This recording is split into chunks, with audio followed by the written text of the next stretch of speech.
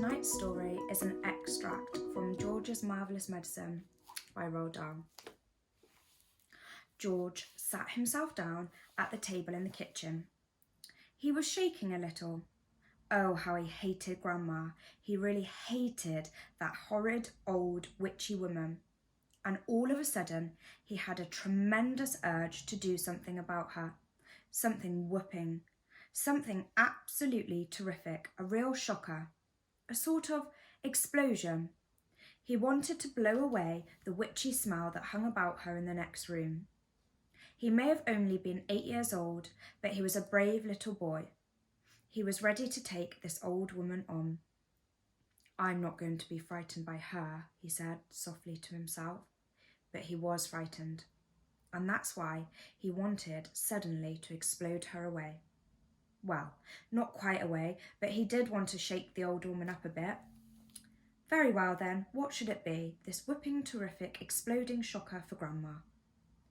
He would have liked to put a firework banger under her chair, but he didn't have one. He would have liked to put a long green snake down the back of her dress, but he didn't have a long green snake. He would have liked to put 6 big black rats in the room with her and lock the door, but he didn't have 6 big black rats. As George sat there pondering this interesting problem, his eye fell upon the bottle of Grandma's brown medicine standing on the sideboard. Rotten stuff it seemed to be. 4 times a day, a large spoonful of it was shovelled into her mouth, and it didn't do her the slightest bit of good.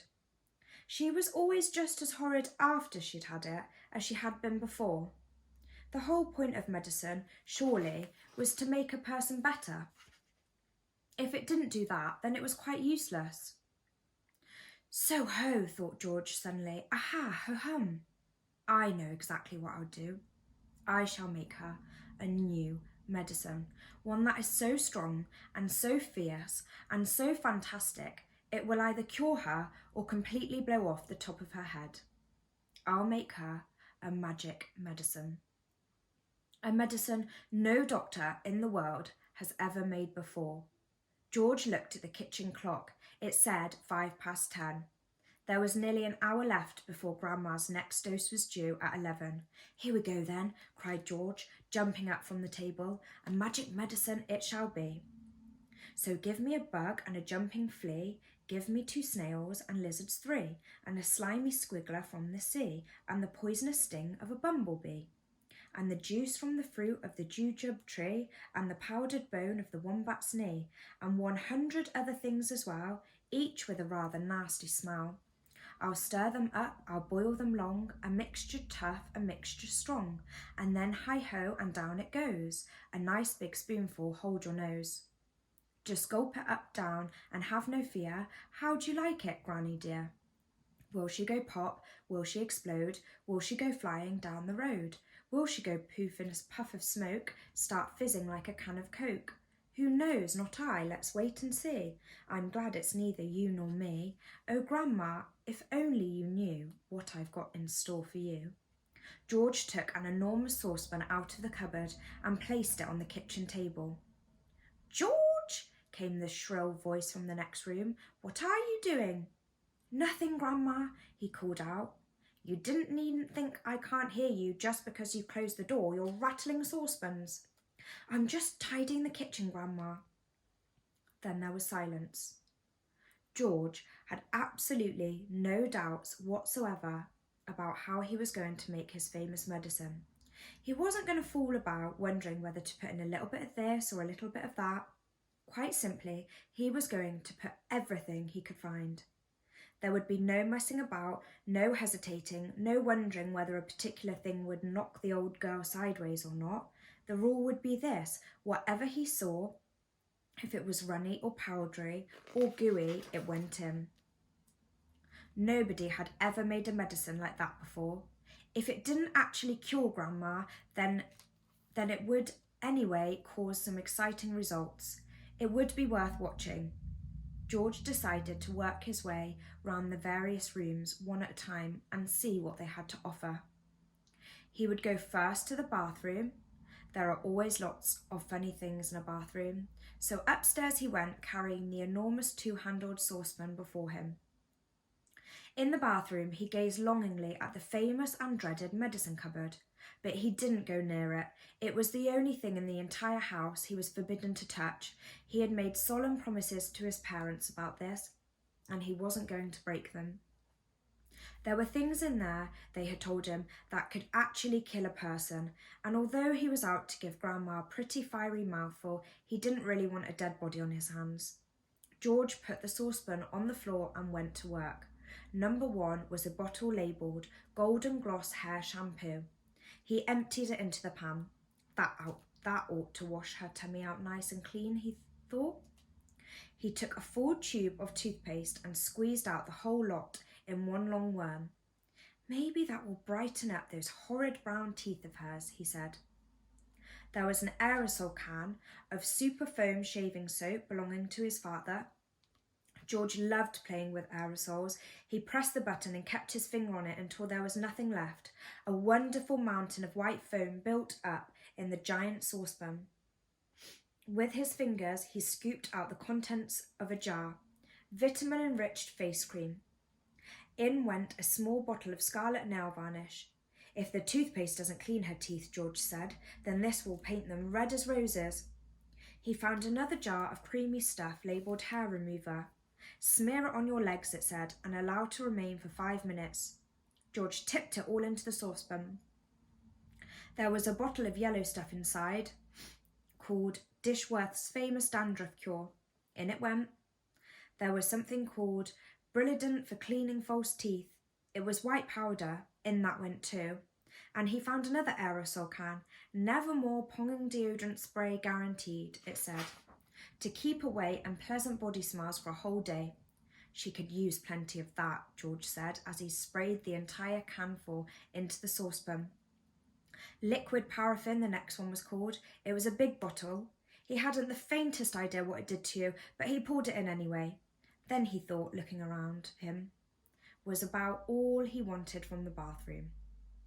George goes round the house and out to the farm shed and the garage, adding more and more ingredients to his marvellous medicine. He boils it all up and chants a spell. Then, "Where's that medicine of mine, boy?" came the voice from the living room. "You're forgetting me.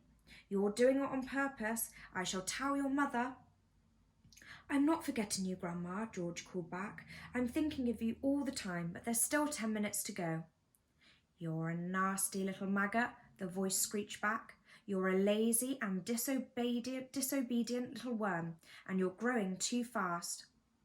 George fetched the bottle of Grandma's real medicine from the sideboard. He took out the cork and tipped it all down the sink. He then filled the bottle with his own magic mixture by dipping a small jug into the saucepan and using it as a pourer. He replaced the cork. Had it cooled down enough yet? Not quite. He held the bottle under the cold tap for a few minutes. The label came off in the wet, but that didn't matter. He dried the bottle with a dishcloth. All was now ready. This was it. The great moment had arrived. "Medicine time, Grandma," he called out. "I should hope so too," came the grumpy reply. The silver tablespoon in which the medicine was always given lay ready on the kitchen sideboard. George picked it up. Holding the spoon in one hand and the bottle in the other, he advanced into the living room. George's medicine had a very dramatic effect on Grandma. She jumps to her feet and begins to grow and grow and grow. George stood in the farmyard, looking up at the roof. The old farmhouse had a fine roof of pale red tiles and tall chimneys. There was no sign of Grandma. There was only a song thrush sitting on one of the chimney pots singing a song. The old Wurzels got stuck in the attic, George thought. Thank goodness for that. Suddenly, a tile came clattering down from the roof and fell into the yard. The song thrush took off fast and flew away. Then another tile came down, then half a dozen more, and then, very slowly, like some weird monster rising up from the deep, Grandma's head came through the roof. Then her scrawny neck and the tops of her shoulders. "How am I doing, boy?" she shouted. How's that for a bash-up? Don't you think you better stop now, Grandma? George called out. I have stopped, she answered. I feel terrific. Didn't I tell you I had magic powers? Didn't I warn you I had wizardry in the tips of my fingers? But you wouldn't listen to me, would you? You wouldn't listen to your old Grandma. You didn't do it, Grandma, George shouted back. I did it. I made you a new medicine. You're lying as usual, Grandma yelled. You're always lying. I'm not lying, Grandma. I swear I'm not. The wrinkled old face high up on the roof stared down suspiciously at George. Are you telling me you actually made a new medicine, all by yourself? She shouted. Yes, Grandma, all by myself. I don't believe you, she answered, but I'm very comfortable up here. Fetch me a cup of tea. A brown hen was pecking about in the yard close to where George was standing. The hen gave George an idea. Quickly, he uncorked the medicine bottle and poured some of the brown stuff into the spoon. Watch this, Grandma, he shouted. He crouched down, holding the spoon to the hen. Chicken, he said. Chicken, come here, have some of this. Chickens are stupid birds and very greedy. They think everything is food. This one thought the spoon was full of corn. It hopped over, it put its head on one side, and it looked at the spoon. Come on, chicken, George said. Good chicken, chick. The brown hen stretched out its neck towards the spoon and went peck. It got a beakful of medicine. The effect was electric. A wee, screeched the hen, and it shot straight up into the air like a rocket. It went as high as the house, and then it came down into the yard, splosh. And there it sat, with its feathers all sticking out straight from its body. There was a look of amazement on its silly face. George stood watching it. Grandma, up on the roof, was watching it too. The hen got to its feet. It was rather shaky. It was making funny gurgling noises in its throat. Its beak was opening and shutting, and it seemed like a pretty sick hen. You've done it, you stupid boy, Grandma shouted. That hen's going to die, and your father'll be after you now. He'll give you socks, and it serves you right. All of a sudden, black smoke started pouring out of the hen's beak. It's on fire, Grandma yelled. The hen's on fire.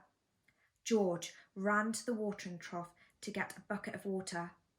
That hen'll be roasted and ready for eating any moment, Grandma shouted. George sloshed the bucket of water over the hen. There was a sizzling sound and the smoke went away. Old hen's laid its last egg, Grandma shouted. Hens don't do any laying after they've been on fire. Now that the fire was out, the hen seemed better. It stood up properly, it flapped its wings, then it crouched down low to the ground. As if it was getting ready to jump, it jumped high in the air and turned a complete somersault and then landed back on its feet. It's a circus hen, Grandma yelled from the rooftop. It's a flipping acrobat. Now the hen began to grow. George had been waiting for this to happen. It's growing, he yelled. It's growing, Grandma. Look, it's growing. Bigger and bigger, taller and taller it grew. Soon the hen was 4 or 5 times its normal size. Can you see it, Grandma? George shouted. I can see it, boy, the old girl shouted back. I'm watching it. George was hopping about from one foot to the other with excitement, pointing at the enormous hen and shouting, It's had the magic medicine, Grandma, and it's growing just like you did.